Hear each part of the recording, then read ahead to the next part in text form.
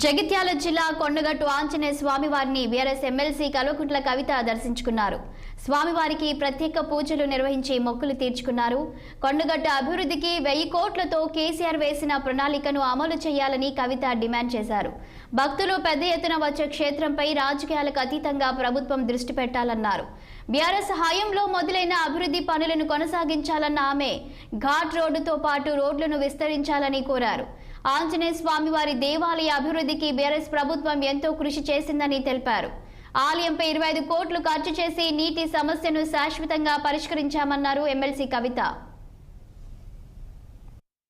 తెలంగాణ ప్రజల కొంగు బంగారమైనటువంటి కొండగట్టు ఆంజనేయ స్వామిని ఈ రోజు దర్శించుకోవడం నా అదృష్టంగా నేను భావిస్తా ఉన్నాను. ఎన్నో జన్మల అదృష్టం ఉంటే తప్ప స్వామివారిని మళ్ళీ దర్శించుకునేటటువంటి భాగ్యం నాకు దక్కిందని చెప్పి నేను మనస్ఫూర్తిగా కోరుకుంటున్నాను. తెలంగాణ బిడ్డలందరూ కూడా క్షేమంగా ఉండాలి, బాగుండాలి అని చెప్పి మనస్ఫూర్తిగా కోరుకుంటా ఉన్నాను.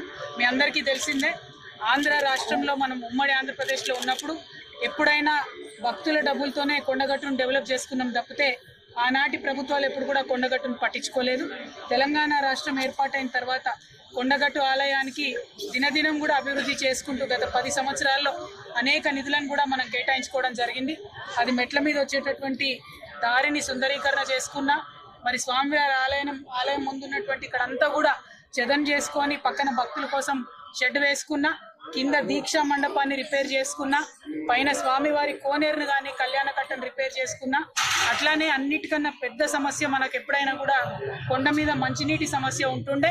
ఆ మంచినీటి సమస్యను తీర్చడానికి దాదాపు ఒక 25 కోట్ల రూపాయలతోని పైన మనం 2 ట్యాంకులు, పైప్ లైను, కింద కంప్లీట్గా SRSP నుండి వరద కాలువ నుండి పర్మనెంట్ నీటి కనెక్షన్ ఇచ్చి మరి పెద్ద ఎత్తున స్వామివారి గుట్ట మీద ఎట్ ఎనీ కాస్ట్ భక్తులకు నీటి ఇబ్బంది కాకూడదని